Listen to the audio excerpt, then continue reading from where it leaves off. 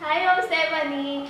Ako po si Jamaica. Ako po yung scholar yun ni Sir Lawrence. At una po sa lahat, nagpapasalamat ako sa Panginoon dahil ginamit niya kayo at sinuportahan niyo ako bilang scholar ng City. At ngayon po ay sobrang masalamat ko po sa Panginoon dahil naging kabahagi kayo ng aking buhay at sa aking narating ngayon kung nasaan po ako bilang part po ng City. Yun po. Hi, Ma'am Steph! Happy birthday!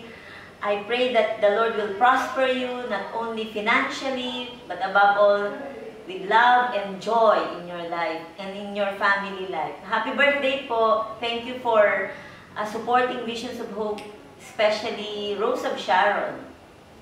Hi, Ma'am Stephanie! Ako po si Teacher Chenny.